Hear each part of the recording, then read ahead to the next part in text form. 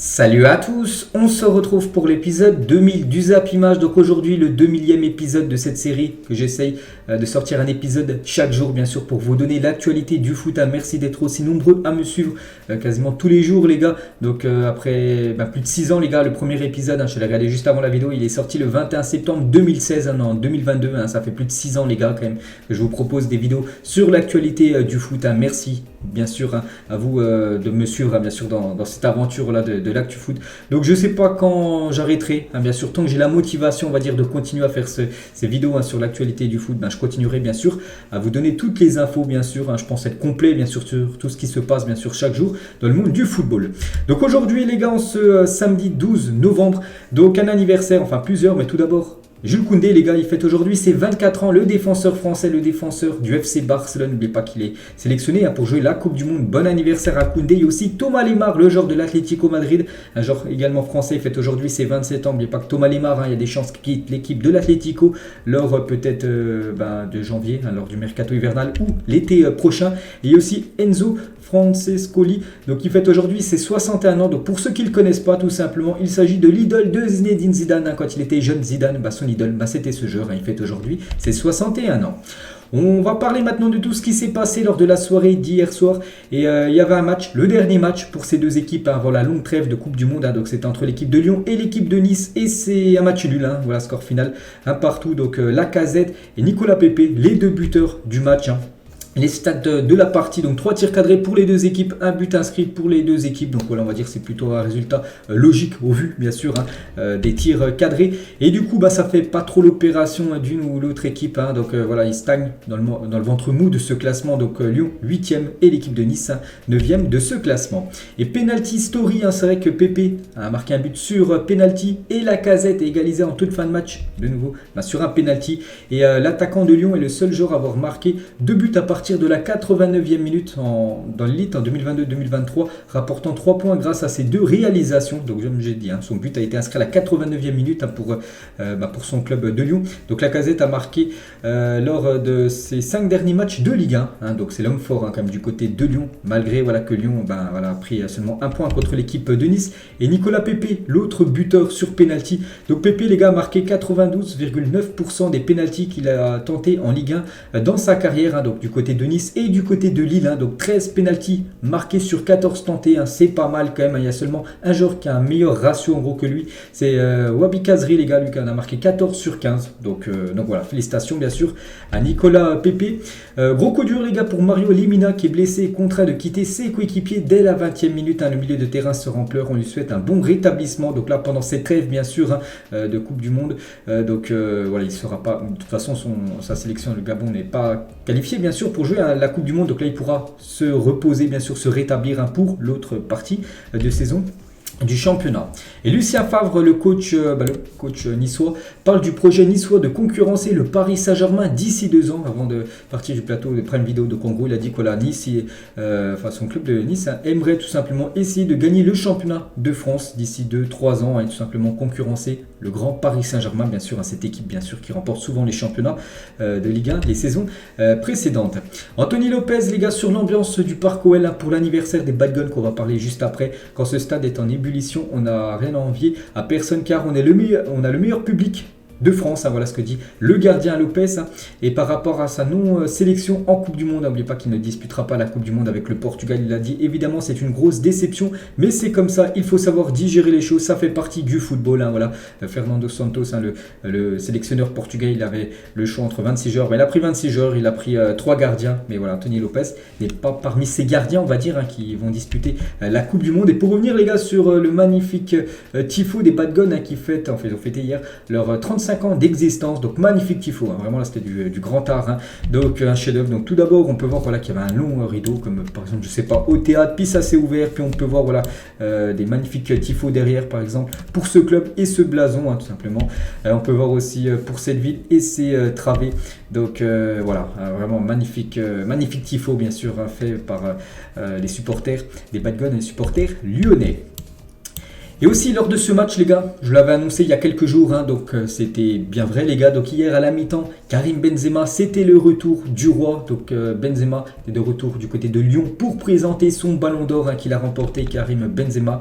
Donc voilà, bien sûr, hein, il y a eu une énorme ambiance, bien sûr, beaucoup de félicitations pour Karim Benzema pour ce ballon d'or, hein, qu'il a remporté il y a déjà, ça va faire bientôt un mois. Donc beaucoup d'émotions bien sûr aussi pour Karim, hein, de retour au Groupama Stadium, je crois un stade où je ne sais même pas s'il était déjà venu, un Groupama Stadium, parce que Benzema jouait avant du côté du stade Gerland. Donc voilà, Made in OL, donc fabriqué à Lyon, bien sûr. Karim Benzema, n'oubliez pas qu'il sort du centre de formation de l'Olympique lyonnais. Et Olas, hein, bien sûr, très très fier, il a pu faire une photo avec Karim Benzema. Et Benzema, pour avoir présenté son ballon d'or au Groupama Stadium, hein, j'ai gravi les échelons. Ici, c'est un moment exceptionnel, ça fait chaud au cœur, tout simplement. Voilà, de retourner à Lyon, hein, de retourner voir son ancien public, bien sûr, hein, public lyonnais. Jean-Michel Aulas sur Twitter, hein, Karim, merci d'être avec nous ce soir, tu es notre fierté et tu donnes du bonheur à tellement de jeunes qui vont pouvoir rêver grâce à toi. Merci, voilà le beau message, hein, de Aulas sur Karim Benzema. Et un peu plus tôt dans la journée, il était de retour à Bron, hein, où il est né, tout simplement, Karim. Donc la fresque de Karim Benzema à Bron, donc elle est finie, hein, cette fresque, hein, grandir ici, devenir une légende, tout simplement, voilà, dans ce bâtiment, où il a pu prendre une photo, bon pas sur le bâtiment parce que sinon ça aurait mieux sorti, mais enfin pas bien sorti, mais plutôt dans un bâtiment en face pour qu'on peut voir en second plan d'image bien sûr Karim Benzema avec cette fresque, puis pas en première partie de photo les gars, Benzema avec son ballon d'or, hein, voilà, magnifique photo bien sûr, hein. Il a dit hein, merci au Real Madrid de m'avoir permis de réaliser ce rêve, hein, donc remporter le ballon d'or ainsi. J'ai eu l'occasion de remercier Lyon, l'équipe où mon cœur bat depuis l'enfance, hein, tout simplement. Donc voilà quelques infos sur Karim, hein. Puis il a aussi donner de ses nouvelles, hein, parce qu'on sait qu'il était forfait depuis quelques matchs, hein, Karim Benzema. Il y a la Coupe du Monde, hein, qui commence dans exactement 8 jours. Le match de l'équipe de France est dans exactement 10 jours. Hein. On est le 12, c'est le 22. Et donc il a dit, hein, j'ai eu quelques petites gênes, rien de grave. Il y a encore du temps d'ici le 22 novembre. Hein, je serai en forme prêt physiquement et mentalement. Donc voilà, il sera 100% pour le match, hein, contre l'Australie, enfin le 22 novembre prochain. On continue avec les autres résultats en Europe hier. Le Borussia Mönchengladbach contre le Borussia Dortmund. Donc un duel de Borussia et c'est Gladbach qui s'est imposé 4-2 contre l'équipe du BVB. On peut voir tous les buteurs du match. À noter que Marcus Thuram, de nouveau buteur. On peut voir déjà les statistiques de la partie. On peut voir que Dortmund a plus dominé, hein, 20 tirs, 10 tirs cadrés, 2 buts. Alors que Gladbach, c'est 6 tirs cadrés, 4 buts. Beaucoup plus efficace, hein, Gladbach que le Borussia Dortmund. Et non sélectionné pour la Coupe du Monde, Marcus Thuram marque déjà son 10e but de la saison en 15 matchs. Hein. Il nous fait une énorme saison, hein, Marcus Thuram. Dommage, hein, pour lui, il ne disputera pas la Coupe du Monde. Et boycott Qatar 2022, FIFA Mafia, les banderoles des supporters de Gladbach contre le Qatar ce soir, hein, lors de ce match, hein, Gladbach-Dortmund. Il y avait aussi un match du côté de l'Italie, les gars, c'était Empoli contre l'équipe de Cremonese, donc deux équipes, hein, qui vont jouer bien sûr le maintien, et c'est Empoli, hein, qui s'est imposé 2-0 dans cette rencontre, hein. On peut voir les stats de la partie. Et n'oubliez pas actuellement le classement des meilleurs buteurs du côté de l'Italie. Bah, c'est toujours Osimhen, égal 8 buts, hein, pour Victor Osimhen, l'attaquant de Naples, hein, devant Arnautovic ou même Lautaro Martinez, 7 buts pour ces deux-là. On peut voir le programme aujourd'hui. Donc ce week-end, c'est les derniers matchs, hein, aujourd'hui et demain. Hein, il y a de belles affiches. Puis après, ça sera fini. Ça sera bien sûr la Coupe du Monde pendant plus d'un mois et demi. Bref, en Italie, les gars, il y a Naples-Udinese. Hein, n'oubliez pas que Naples a 8 points d'avance, hein, sur son dauphin actuellement. Donc la Sampdoria contre l'Lecce, Bologne-Sassuolo. On peut voir aussi le programme aux Pays-Bas, par exemple l'Ajax ira défier l'équipe de Emmen chez elle, et le PSV qui est actuellement leader, hein, recevra l'équipe de Alkmaar. Du côté de la Bundesliga, Schalke 04 contre le Bayern Munich, hein, ce soir à 18h30. Le Bayer Leverkusen contre Stuttgart, Leipzig, hein, jouera cet après-midi à 15h30 contre le Werder de Brême. Du côté de la Première Ligue, là dans quelques minutes, Manchester City contre l'équipe de Brentford. Il y a aussi Liverpool Southampton, il y a aussi Newcastle Chelsea, hein, qui est vraiment une très belle affiche, hein, parce que Newcastle sont actuellement trop au 4e du classement, je crois qu'ils sont 3e, hein, donc ça va plutôt bien. Et Wolverhampton contre le leader Arsenal ce soir à 20h45, en grosse affiche bien sûr, hein, du côté du championnat français, Ligue 1, Ligue 2. Donc en Ligue 2, Saint-Etienne-Rodez, là n'oubliez pas que cette équipe de Rodez a éliminé là il y a quelques jours, hein, l'équipe de Saint-Etienne en Coupe de France, cette fois-ci se retrouve pour de la Ligue 2. Voilà, on peut voir toute la journée de Ligue 2, sinon le multiplex à 19h. En Ligue 1 les gars, Lens Clermont et Rennes Toulouse ce soir à 21h. Et n'oubliez pas que ce week-end, à tous les joueurs de la Ligue 1 et de la Ligue 2 porteront le bleuet de France sur leur maillot pour rendre hommage aux victimes de guerre et de terrorisme. N'oubliez pas que demain, on est le 13 novembre, vous savez ce qui s'est passé le 13 novembre 2015 du côté de Paris. C'est pour ça qu'il y aura ce bleuet tout simplement de France sur tous les maillots. Hier, on a pu le voir sur le maillot de Lyon, même le maillot de Nice. Et n'oubliez pas que aussi demain, les gars, il y a aussi du très très lourd. Demain, il y a un beau Atalanta Bergame Inter, il y a un beau aussi Juventus Lazio, il y a aussi ce Monaco Olympique de Marseille demain soir à 20h45. Donc voilà, c'est un gros programme de football bien sûr ce week-end. Et Monaco là avec Philippe Clément, le coach, avant ce match contre Marseille, donc il revient sur la non-sélection de Ben Yedder. Il a dit Wissam est déçu, mais ce n'est pas un gamin bien sûr. Donc voilà, c'est un coup dur bien sûr pour Wissam Ben Yedder, mais bon, Deschamps a dû faire des choix en attaque. Et du coup Ben Yedder, on va dire, il est sur le côté. Voilà, il n'a pas été convoqué. PSG, les gars, Galtier annonce un grand changement à venir. Donc le Paris Saint-Germain joue demain à 13h. En tout début d'après-midi contre l'AJ Auxerre au Parc des Princes. Il annonce un grand changement. Donc Galtier, le troisième système. Pour l'instant, on a vu 2 systèmes et je réfléchis. Je demande aussi à mon staff de travailler sur une autre animation. Donc voilà ce qu'il dit. Je souhaite donner aux joueurs la possibilité d'ajouter une autre animation pour voir ce qu'on peut faire de mieux pour être encore plus performant. Donc on sait que déjà, il a utilisé le 3-4-3. Il a déjà utilisé le 4-3-3 là dernièrement. Il aimerait utiliser un autre système. Il n'a pas dit c'était quoi. Donc on verra, voilà, ce sera quoi le nouveau système qu'aimerait utiliser Christophe Galtier pour ses prochains matchs. Peut-être demain, on verra s'il va utiliser ce système. Et toujours avec Galtier, les gars, avant la réception de l'AJ Auxerre, demain, je ne vais ménager personne. On sait qu'il y a la Coupe du Monde qui commence dans 8 jours exactement. Donc demain, ça fera une semaine jour pour jour que ça commencera. Et Messi, Neymar, même Mbappé devraient normalement commencer titulaire. Donc voilà, en espérant bien sûr qu'il n'y a pas de blessure. Parce que bien sûr, se blesser, imaginez musculairement une semaine avant la Coupe du Monde, ça sentirait pas bon. On va parler de la Coupe du Monde. Et hier, on a pris les dernières listes, parce que là, on connaît quasiment toutes les listes, voilà, des 32 pays qualifiés. Et une liste très attendue, les gars, la liste de la sélection espagnole. Et on connaît voilà, les 26 joueurs espagnols, parce que là aussi, il y a 26 joueurs. Il n'y a qu'en France, bien sûr, qu'on a pris 25 joueurs. Bref, donc voilà, tous les joueurs convoqués. Donc il y a du très très lourd. Il y a un Parisien, Carlos Soler, je vois Coquet, je vois Rodrigo, Marcos Llorente, Asensio, Carvajal, Jordi Alba ou même Unai Simon. Donc voilà, bon, j'ai pris au pif. À chaque fois que je voyais un nom, je vous le lisais. Donc voilà, on peut voir que Ramos, les gars, n'est pas dedans. Sergio Ramos, qui était dans la pré-liste de 55 joueurs, du coup, qui a été descendu à 26 joueurs. C'est le max que chaque nation peut prendre. Et bref, Ramos n'est pas dedans. Donc, moi, c'est un joueur que j'adore, Sergio Ramos, depuis une dizaine d'années.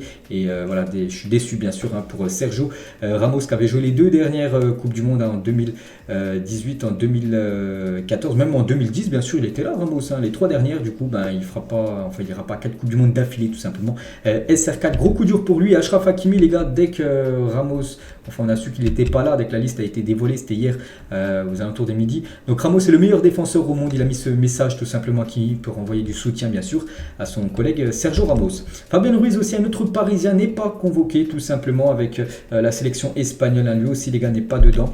Voilà, coup dur aussi pour Fabien Ruiz. La même chose pour Thiago, les gars, le joueur de Liverpool n'est pas dans la liste de l'Espagne pour la Coupe du Monde. Lui aussi, les gars, donc malgré son très bon début de saison avec le Barça, Baldé ne figure pas dans la liste de Luis Enrique pour la Coupe du Monde. Il est convoqué avec les U21 espagnols, mais pas avec l'équipe première qui jouera la Coupe du Monde. C'est un gros coup dur pour Baldé parce que j'ai trouvé ça a été l'un vraiment des joueurs très convaincants en ce début de saison du côté du Barça. Donc voilà, gros coup dur bien sûr pour Baldé. La même chose pour Pedro Porro, même Grimaldo qui ne figure pas dans la liste de Luis Enrique. C'est que Luis Enrique a un énorme vivier de joueurs, un peu comme en France. Il a dû faire des choix, bien sûr, ça fait des déçus. Donc voilà, tous ces joueurs ne seront pas de la partie. Ces deux-là seront de la partie. C'est le duo du côté du Barça. Pedri, Gavi, les deux joueront la Coupe du Monde, leur première Coupe du Monde. Donc l'année 2022 de Gavi, qui a 18 ans, elle est tout simplement exceptionnelle. Le 5 juin dernier, premier but en sélection avec l'Espagne. Le 17 juin, prolonge au Barça. Octobre 2022, élu Golden Boy 2022. Et novembre 2022, sélectionné en Coupe du Monde. Donc voilà, cette année 2022 pour Gavi, les gars, elle est exceptionnelle. Voilà, n'oubliez pas qu'il a seulement 18 ans, bien sûr, c'est l'avenir du Barça et aussi de la sélection espagnole avec la convocation de Gavi, les gars, le top 5 du trophée Copa sera présent à la Coupe du Monde. Gavi, Camavinga, Musiala, Bellingham, même Nuno Mendes, ils vont tous jouer à la Coupe du Monde. Ansu Fati, les gars, également va disputer sa première Coupe du Monde. Ansu Fati, hein, donc félicitations à lui. La même chose, les gars, pour Sergio Busquets. Hein. Luis Enrique l'a dit, mon objectif est de convaincre Sergio Busquets de prendre part à la prochaine Coupe du Monde. Je ne vois pas de meilleur pivot au monde que Busquets pour notre façon de jouer. Hein. Pourtant, on sait qu'il est beaucoup critiqué du côté de Barcelone. Mais voilà, pour Luis Enrique, c'est vraiment un cadre, hein, tout simplement. En sentinelle, c'est l'un des meilleurs joueurs en pivot, on va dire. Hein. Au monde, hein. D'après Luis Enrique, il aimerait même l'avoir à la prochaine Coupe du Monde en 2026, hein, d'après ses propos. Donc voilà, bien sûr, Busquets est bien évidemment convoqué. Du côté des Pays-Bas, les gars, la liste officielle des Pays-Bas pour la Coupe du Monde, voilà tous les joueurs. Donc là aussi, on peut voir par exemple Van Dijk, Nathan Ake, on peut voir Frimpong, hein, le défenseur de Leverkusen, Mathis de Ligt, De Vrij, Bergwijn ou même Luc de Jong, hein, l'attaquant du PSV, bien évidemment présent. Et bien sûr, des déçus, hein, les gars, Ryan Gravenberch n'est pas dans la liste des Pays-Bas pour la Coupe du Monde, vu que je pense qu'il a fait un très mauvais choix l'été dernier d'avoir quitté l'équipe de l'Ajax, hein, pour aller du côté du Bayern. Bon, c'est bien, tu passes de l'Ajax au Bayern, c'est bien, mais le problème c'est qu'il ne joue pas. Et du coup, à cause de ça, il n'est pas convoqué, hein, pour la Coupe du Monde. Peut-être serait resté là du côté de l'Ajax, peut-être il aurait joué, hein, cette Coupe du Monde. Donc coup dur, hein, pour Gravenberch. La même chose, les gars, pour l'ancien Lillois Botman, hein, le défenseur de Newcastle, qui ne disputera pas également la Coupe du Monde. Donc il y a aussi Silesen, il y a aussi Brian Brobey, il y a aussi Baker, Mitchell Baker, souvenez-vous de l'ancien Parisien qui ne disputera pas la Coupe du Monde. Et des surprises aussi, les gars. Xavi Simons, un ancien Parisien, 0 sélection avec les Pays-Bas, va disputer sa première Coupe du Monde. Il est dans la liste, hein, Xavi Simons. N'oubliez pas qu'il réalise un énorme début de saison, hein, du côté du PSV, 21 matchs et 10 buts, 3 passes D. Et voilà, Van Gaal, hein, le sélectionne tout simplement pour jouer cette Coupe du Monde. Donc on le félicite bien sûr, hein, Xavi Simons. Et après avoir connu sa première sélection avec les Pays-Bas en septembre dernier, Remco Pasveer, donc 39 ans, hein, va disputer sa première Coupe du Monde. Les gars, Van Dijk, qui a 31 ans, va également disputer son premier mondial, hein, pour Virgil van Dijk. Voilà, parce qu'en 2018, je me souviens plus si les Pays-Bas, je ne sais même plus s'ils devaient être qualifiés, enfin je me souviens plus, bref, il va disputer sa première Coupe du Monde tout simplement, Van Dijk, dans quelques jours. La liste, les gars, de cette équipe, vraiment une très belle équipe, hein, une équipe que personne parle, mais attention à cette équipe, hein. La liste de la Serbie pour la Coupe du Monde, n'oubliez pas que Ricardo Kaká, l'ancienne légende, hein, du Brésil, les voit terminer 4e, hein, donc c'est-à-dire au moins atteindre la demi-finale et peut-être perdre en petite demi-finale, hein. Donc c'est la Serbie, les gars, regardez cette belle liste, hein, de la Serbie, regardez ce vivier comme d'attaquants, on peut voir Tadic, Mitrovic, Vlahovic, Radojnik, Luka Jovic, donc voilà, il y a du très très lourd, il y a aussi du Kostic, il y a aussi du Tadic, les gars, vraiment il y a du très très lourd, hein, du côté de la Serbie, donc voilà, hein, donc Mitrovic, Vlahovic, Tadic, hein, la Serbie est bien fournie en attaque pour cette Coupe du Monde, donc voilà, une équipe à surveiller, hein, cette équipe serbe. La liste d'une équipe favorite, les gars, l'Argentine, les gars, pour la Coupe du Monde, voilà, elle a été dévoilée hier, donc voilà, tous les joueurs, les gars, convoqués, les 26 joueurs argentins, donc Rodrigo de Paul, Paredes, l'ancien parisien bien évidemment dedans, Alejandro Gomez, on peut voir aussi Enzo Fernandez, le joueur du Benfica, Di Maria, les gars, et bien évidemment Léo Messi, il est dedans. Léo Messi va disputer sa 5e Coupe du Monde avec l'Argentine, hein, depuis 2006 il est là, hein, Léo Messi, et voilà, il jouera sa Coupe du Monde bien sûr, hein. Donc voilà, peut-être sa dernière, et peut-être qu'il a remporté enfin bien sûr cette Coupe du Monde, hein. Donc voilà, 2006, 2010, 2014, 2018 et 2022 bien sûr, Léo Messi à chaque fois présent lors des Coupes du Monde. Et lui aussi, les gars, souvenez-vous, s'était blessé lors d'un tir au but qu'il avait tiré, c'était blessé derrière la cuisse, on sentait que c'était pas bon, voilà, pour sa Coupe du Monde, et du coup il est bien dans la liste, hein. C'est Paulo Dybala qui est également présent dans la liste de l'Argentine.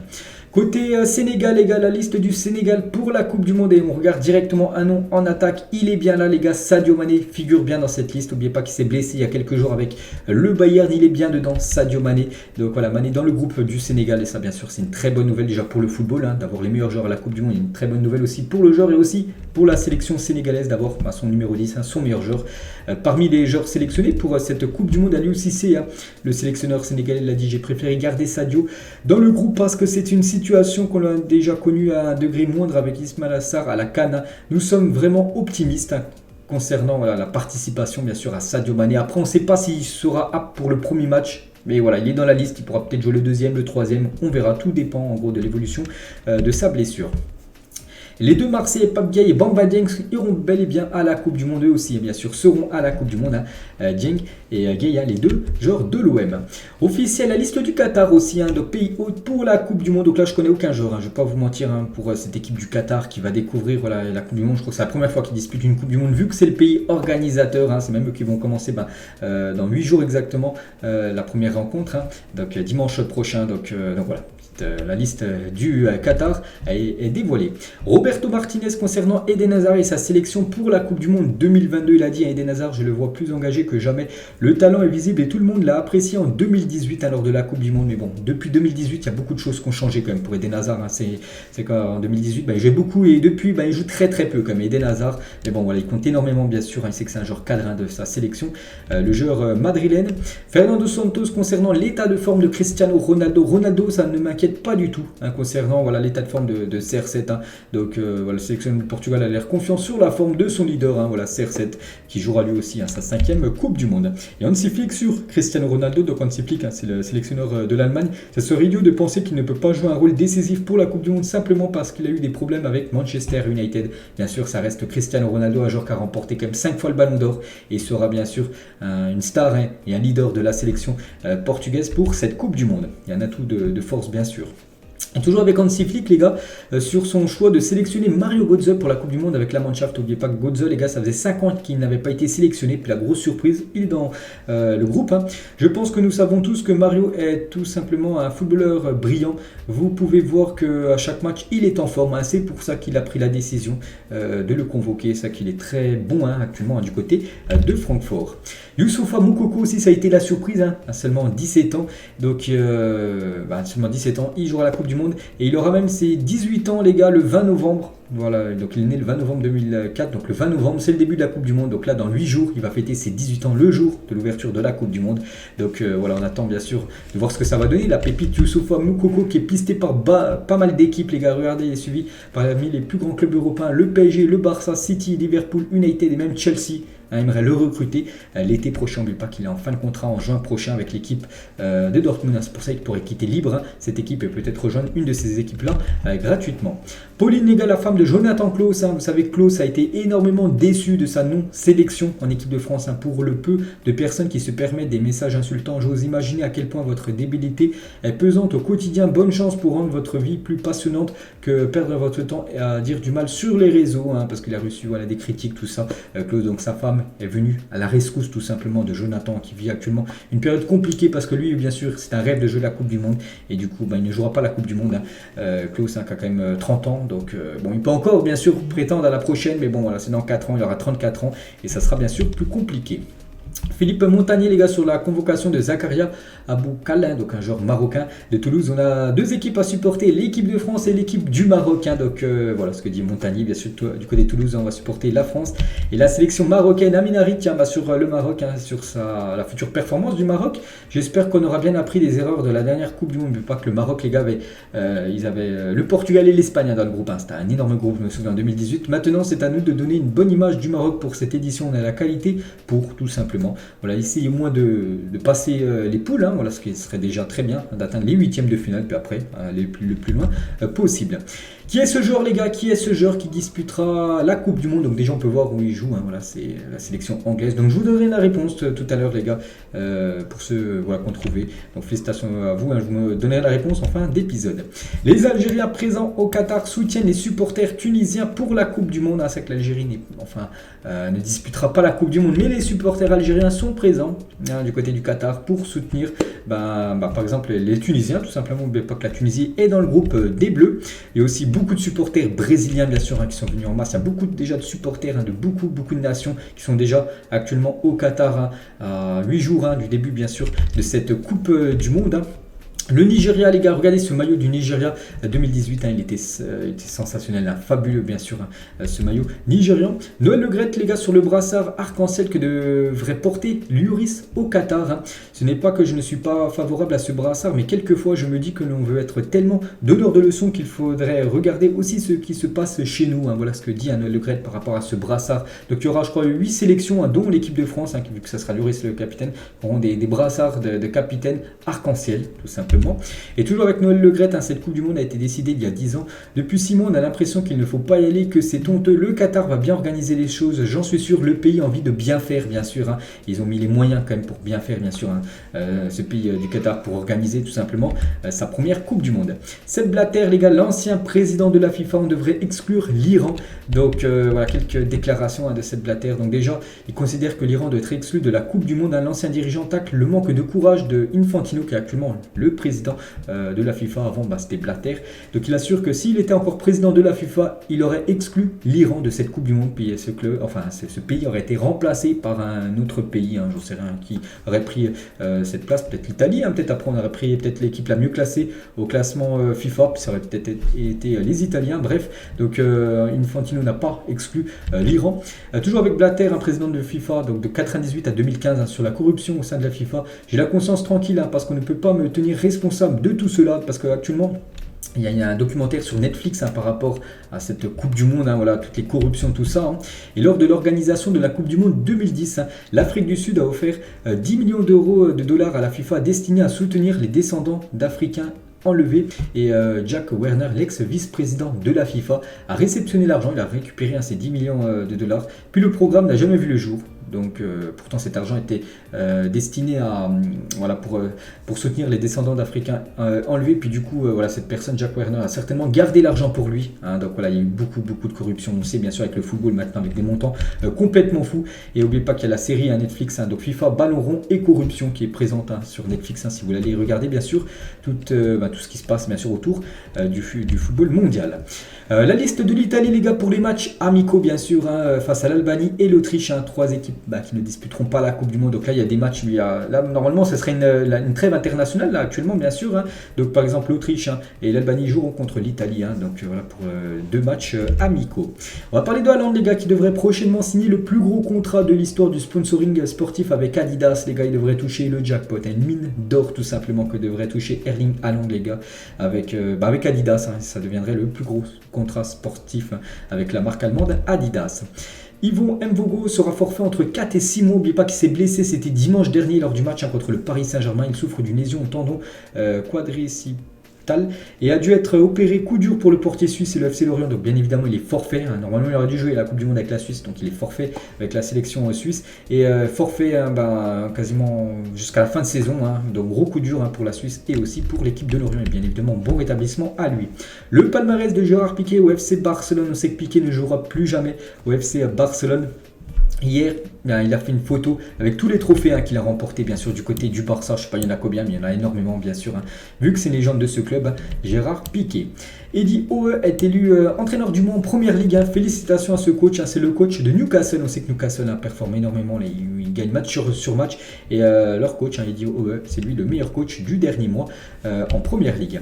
La réaction de Declan Rice quand Yaya Touré entre dans sa maison. C'est quelqu'un sur que je me suis grandement inspiré. C'est une légende. Je n'arrive pas à croire que j'ai Yaya Touré chez moi, tout simplement. Il a fait la surprise à Yaya Touré de venir voir Declan Rice. Donc il était très content, bien sûr, Declan Rice. Il n'en croyait pas ses yeux. Olivier Giroud, les gars, honorait sa première sélection en équipe de France il y a 11 ans, jour pour jour. Donc c'était le 11, on est le 12, voilà, c'était hier exactement, donc le 11 novembre 2011. Donc depuis le deuxième meilleur buteur de l'histoire de l'équipe de France avec 49 réalisations. Il pourrait peut-être revenir sur Thierry Henry pendant cette Coupe du Monde, bien sûr, parce qu'il aura du temps de jeu, bien sûr. Giroud, je pense pas qu'il sera titulaire, mais je pense qu'il sera utilisé en fin de match. Et là, vraiment, il peut être important et bien évidemment marquer des buts.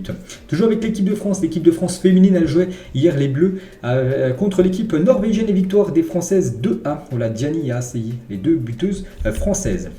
Le Real Madrid, les gars, s'inquiète de la façon dont Vini est ciblé par les joueurs adverses. Ils ne veulent pas qu'il ait une réputation à la Neymar qui provoquerait des tacles plus violents. C'est vrai que Vini, par exemple, du dernier match, il y en a beaucoup qui se sont plaints par rapport à ses propos. Par exemple, contre Cadiz, il avait dit que cette équipe, c'est une équipe qui devrait évoluer en 2e division, tout ça. Et du coup, ça agace bien sûr ses adversaires et il pourrait prendre de plus en plus de tacles. Du côté du Real, ils ne veulent pas qu'il ait la réputation de Neymar. Donc un joueur un petit peu insolent, tout ça, qui provoque l'adversaire et du coup, qui prend souvent des gros tacles. Donc voilà, actuellement la situation de Vini Junior. On va parler d'un autre crack brésilien, Endrick. Les gars, selon Marca, le Real Madrid est le club le mieux placé pour signer le jeune Endrick. Donc Chelsea a même invité, il y a le Real Madrid, mais aussi Chelsea qui est dans la course. Et Chelsea a invité le jeune Endrick à visiter son centre d'entraînement. Le club anglais est confiant pour signer la jeune pépite brésilienne. Donc voilà, ça va se passer entre le Real, Chelsea et aussi le Paris Saint-Germain. Le PSG est également sur le coup pour ce joueur. Donc ça va se jouer entre un de ces 3 clubs-là. Job Bellingham, frère de Jude, fête sa première titularisation Championship avec Birmingham, les gars. Voilà le petit frère de Jude Bellingham, le joueur de Dortmund qui va quitter le club peut-être pour aller au Real. On l'a nous dans les plus grands clubs, que ce soit aussi au Real ou même du côté de la première ligue. Donc son petit frère, les gars, Job, donc c'est bien ça. Oui, c'est bien Job. Donc il a joué la première fois avec son équipe de Birmingham. En fait, il a été première fois titulaire. Regardez les gars, les joueurs actuellement qui coûtent les plus chers au monde. C'est Haaland les gars, 170 millions d'euros pour Haaland devant Mbappé, 160 millions d'euros et Vini Junior 120 millions d'euros. C'est les 3 joueurs actuellement qui ont la plus forte valeur marchande sur le marché des transferts. Quand les supporters ultra d'un club amateur montrent un peu trop leur amour pour le club, donc ils ont sorti des fumigènes, mais là c'est même plus des fumigènes, c'est de la fumée toxique. Regardez cette fumée les gars. Donc après elle est partie sur la pelouse et bien sûr match arrêté parce que voilà, tu peux pas jouer. Regardez, c'est un nuage non, on voyait absolument plus rien. Manchester United les gars tentera de vendre Harry Maguire l'été prochain d'après un journaliste anglais. N'oubliez pas que United a payé 97 millions de dollars pour lui en 2019 et compte le vendre parce que maintenant c'est seulement un remplaçant, c'est plus un titulaire du côté de Manchester. Donc bien sûr ils vont perdre énormément d'argent parce qu'aucune équipe mettra 97, même 50 millions d'euros. Je pense qu'aucune équipe mettra autant d'argent. Je pense qu'actuellement il doit coûter peut-être vers les 30 millions d'euros. Donc quasiment le tiers que ce qu'a investi bien sûr Manchester. Donc c'est vraiment Leicester qui a réalisé bien sûr le jackpot. Sven Ulreich les gars, la doublure de Manuel Neuer prolonge jusqu'en 2024 au Bayern. Pas de souci qu'il joue pas, tant pis les gars, il a un immense palmarès dans sa carrière. Il a remporté d'énormes trophées mais il joue quasiment jamais vu que c'est la doublure de Neuer bien sûr, le gardien du Bayern Munich, mais il prolonge d'une saison de plus du côté du club bavarois. Le nombre de cartons rouges dans les top 5 européens après 14 journées, on parlait beaucoup en France, il y avait beaucoup de cartons rouges. Maintenant il y a un championnat, il y a encore plus de rouges qu'en France, c'est la Liga les gars, le championnat espagnol, 60 cartons rouges. Bon, la France c'est déjà pas mal, 55, regardez, 55, 60, puis après 28 seulement en Serie A, 22 en Bundesliga et seulement 9 en Première Ligue. Donc il faut vraiment que ce soit une énorme faute pour que l'arbitre sorte un carton rouge.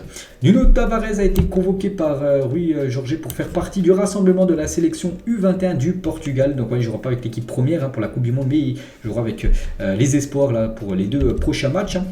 Igor Tudor, il a dit: je pense que la clé de mon travail n'est pas de dire il faut gagner et avoir des victoires. Le plus important, c'est d'amuser le public et procurer des émotions, que les gens se disent que l'on a tout donné. Je ne pense qu'aux victoires. Voilà ce que dit bien sûr Igor Tudor.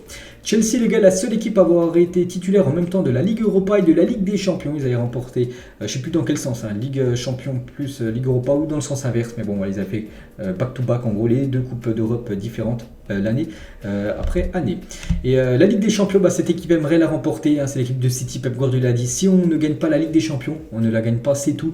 Il n'y a que le Real Madrid qui joue cette compétition pour la gagner. Les autres clubs, on ne fait que essayer. C'est vrai que Manchester essaye de gagner la Ligue des Champions, le PSG essaye de gagner la Ligue des Champions. Il dit voilà que le Real Madrid, eux, jouent pour gagner tout simplement cette Champions League.